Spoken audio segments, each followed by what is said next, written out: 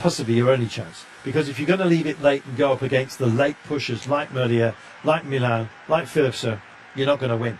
So you've got to find a way of unpicking all of that. And that's why you see early efforts here. And a wave off comes here to get it out of here, for goodness sake. You're hampering our day. Yeah, don't want any aero assists going out there. Quality whistle there from Mikel Bjerg. Man of many talents, a flipping good bike rider and a very good whistler. Yes. It just making a warble, wasn't it? It was, but he basically was just. I mean, it wasn't so much riders gaining the advantage of the draft and the motorbike. It was just get out of the way because it's a bit dangerous. Yes. Just give us a little bit of space. That's all that was. But I tell you what. We haven't spoken about the break for a bit. 28 seconds, they've still got the best part of half a minute as Jay Vine hits the front, and the lads out in front are doing a sterling job, still holding off the bunch. Froome's coming up as well. Yep, so they need to bring back Apple breakaway runs. They haven't done it just yet. Chris Froome will be busy with the mountains tomorrow, but he's on lead-out duties this time by Alexei Lutsenko. Will it be he or Wikitello, Jan Hurt will be on their jobs tomorrow. Lutsenko likewise. So it's Oleg Kogut and Pierre-André Cote. But you know what? They can take whatever help they can get at a moment such as this. Israel Premitech are there. Kogut will be the man. He's the Israeli champion. They're playing with them right now. 27 seconds, 8.2 kilometres to go. It does open up into more of a highway as the evening mists just roll in off the coast here and give a dramatic look to the pitons that are the buildings. Yeah, that mist does have a real dramatic, cinematic feel, doesn't it? But with the 28, 27 seconds that the leaders have got, they are fully invested to try and steal a bit of a march here. The odds are stacked against them, but they're putting up a real fight, forcing the peloton to chase. But the thing that is against them is not just the residual fatigue that's built up over the last few days, and the power behind is just they're going to be riding into a headwind as well. That's something else that just really takes the edge off. Sometimes breaks, even when they start to fade, if they've got a tailwind, it's so much harder to beat them. But unfortunately they haven't, and the gap is really starting to tumble now as Jay Vine continues this long pull on the front. It's Julius van den Berg just sat behind him for Team Picnic post-Enna. Yeah, Van den Berg on duty. Fabio Jakobsen potentially today. I've got a feeling Tobias and Lund maybe will get the nod. It's between the pair of them. Yeah, it certainly looks like that's the way they're setting up. Just looking at Ineos Grenadiers, are they going to give Ben Swift a dig to them? I don't know. I mean, Ben Swift is fast. Is not as fast as he was. I think if we'd had half the big sprinters stripped away, they might look after him. I think it's all in for making sure they get Rodriguez into the last 3K safe. If Ben's feeling fine, he might have a nudge. I think there's just far too many top-tier sprinters here for Ben to get a bit of a sniff, and that's not taking anything away. I think they'll use him in a different capacity today. There's also a young riders classification to look after with Josh Tarling. Exactly. To be fair. Centre of the road and spearing up. Let's see who is on duty. The Picnic boys from Post NL with the orange stripe down their blue jerseys coming up, getting themselves into position. Lotto Soudal, of course. Soudal, quick step in the frame. Lots of themselves a little anonymous. There is Lidl Trek working for Jonathan Milan and the green jersey. Look at the aqua helmets, middle of the road at the moment. Other forms of music are available. Jaco Alula with Max Walscheid, I believe, today. Rob Donaldson, Luca Mezgets, Reinders. He's got a good lead out. Tadej Pogačar wanting to stay safe to get to that 3 kilometres to go marker. It is this Arrow Strait highway.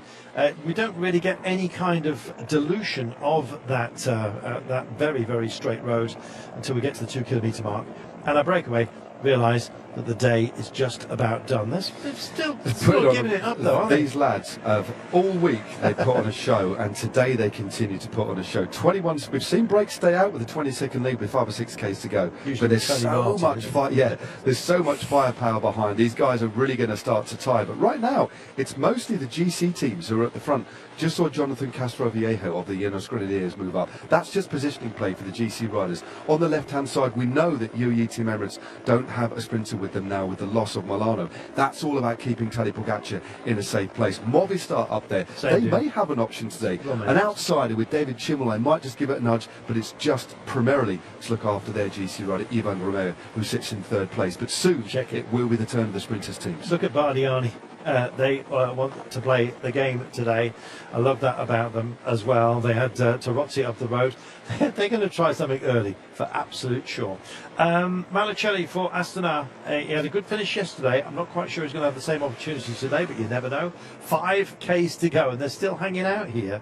If it was a technical lead-in, they might have more of a chance, but on this kind of highway approach, it's a tall order for them to stay away. Like you say, 5 or 6 corners, fast corners where you don't have to brake, but you have to freewheel when they're going to be moving at the same speed the peloton. You're quite right, breaks it up. That's free speed, as it were. There we go.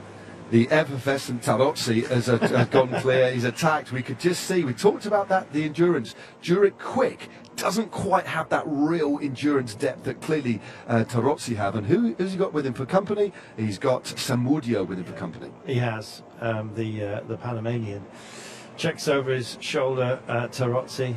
They've been really entertaining throughout this entire race, and good on them as well. In fact, Samudio's on the blower saying, do I really have to go through with all this? Give him a turn, you might as well. Exactly. I mean, this is the sharp end of a big World Tour race. This is great racing.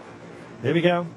4 kilometres remaining, and Tarozzi still, I don't know what sort of belief patterns he has. Flips the arm out. Samudio should give him a turn. Come on. Give us a shout. Come on, let's do this together. Samudio doesn't want to get involved. I think he might be dead on his legs. I think he is. I think the absolute the end. He's in the pop shop. I think Tarozzi's got it in terms of depth, but I think maybe Samudio, I don't think he's just foxing. If he thought they had any chance and could, I think he would work. Team Visma Leasebike leading out, Dan McLean moving up. They are. It's Verens that's guiding him. 3.7 kilometres to go. Now they're all getting into colour order behind, and Samudio does give him a turn. Been told to do so. 3.6.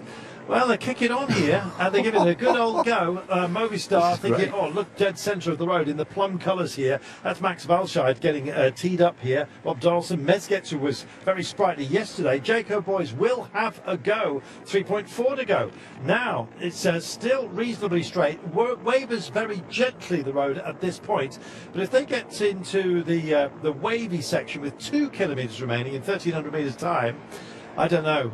It would take, I think, a bump and a bruise within the peloton for them to be allowed off the leash. Look at Tarozzi's teammates, Bardiani, Fiazzani, in the middle of the road. They want to come through and indeed remind us that they're very much here, not just about the breakaways, but have ambitions for today. 3 kilometres remaining then. This is where the GC men can ease just a little bit. We had some bumps yesterday, 2 crashes very, very late on. Turbo Durbo's just pulled the pin, he's backed out of it. Visma Leasebike just lining up, and 2.8 kilometres to go. It is going to be curtains, I'm afraid, for the breakaway, but chapeau to them. Yeah, Tarozzi, what a ride by him in the blue. Brilliant riding by Samudio, who when he could get a breath, could actually give him a turn, but they are about to be caught. Chapeau to both of these riders. But just look at the shape of the peloton behind. Our 2 breakaway riders are now absorbed, but it's this headwind that's... Oh, goodness me. It's this headwind that's causing the riders to fan across the road. There's so much benefit to sit behind. Tarozzi nearly caused an incident there, and just steaming their way through was Alpecin de Koenig, who just powering up, of course, for Jasper Philipsen. Don't want to get caught out by another crash. It is the Wasp boys here, Visma Leasebike, that are on the right-hand side of the road. Jayco very much in attendance, doing it for Max Walscheid. They've got great belief after Luka Mezgec squirreled off the nose yesterday. And here we are, it's getting into proper colour orders. The Intermarché want to be part of the day. Tyson and Van Hoek, why not? And here we go. This is where it just starts to squirrel. See what I mean? That is your first little right-hander. There's another right here. Then they have to come left almost immediately. It's the nature of these interchanges. And look at what it's done. It's cast a lot of ambition asunder. He had to be up to the front. Jayco did a brilliant job of putting himself in that position. Likewise, Picnic Post NL with Jakobsen and Tobias Lund in their mindset. Very clever riding, making amends for that little trek, just dragging up the green jersey right now. Tim Malier in the frame as well. Yeah, Dan Uhl is now on the front. The Dutchman just just absolutely powering at the Dutch TT champion, using that raw power. Ed turns, looks around on his wheel. It's neck and neck between Eagle Trek at the moment and Team Post NL. Remember, it's a headwind. There's a lot of opportunity to move up. Some teams will leave it late. Petit on the front now. Gijs van Hoek is having a dig here. Adrian Petit is just sitting in behind. Gerben Tyson is also in the frame here.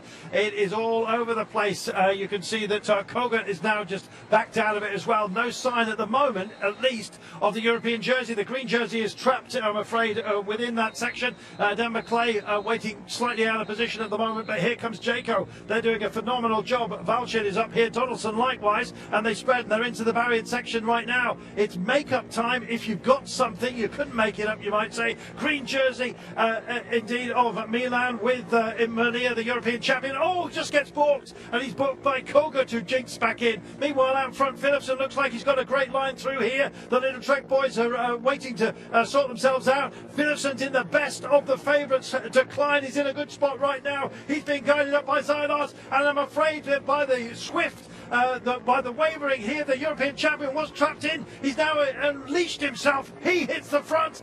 Philipson is just balked ever so slightly, and this is going to be a runaway. It's going to be back-to-back, is it? Unless Philipson can get back in. Green jersey's out of position. Super effort there.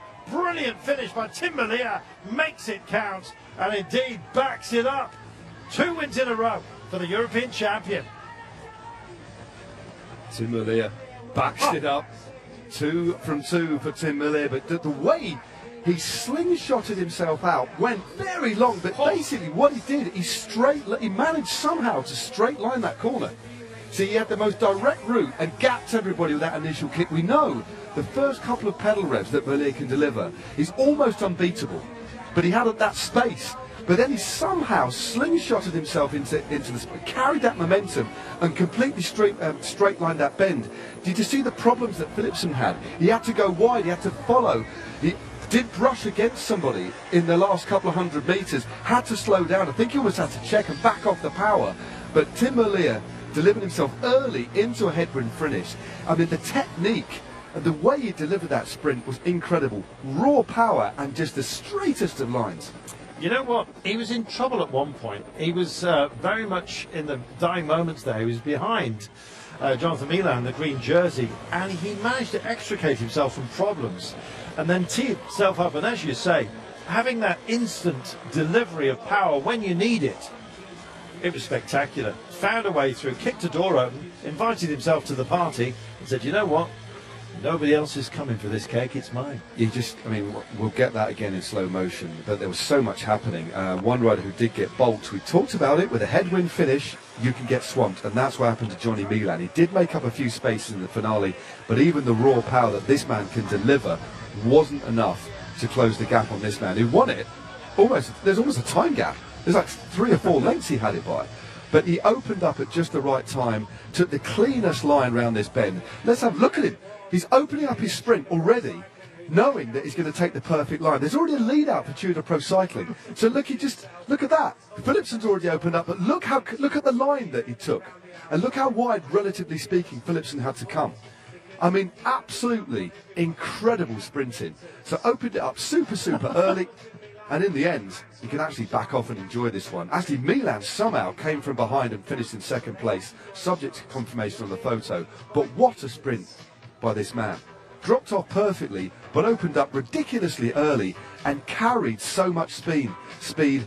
And because of that initial investment in going early, he wasn't hindered by any of the shenanigans behind. Just watch this again. It's absolutely incredible. I think it's actually Luka Mezgec on the front looking after Max Vorside. It's also a crash that we didn't see. One of the Ineos riders down, Bahrain as well. No, is it Astana? I think it's an Astana rider. Yeah. That was unsighted. Hope those guys are okay. Shelling potentially, so we'll see. Woof. Hope they're okay. Now then, Milan was 3rd behind Philipson, and he was lucky he didn't get nabbed by Valcheid as well, because that's vital points for Milan. Wow. Rajovic, Skirl up there, Zoncanello, Sam Wilson finishing in 10th place, but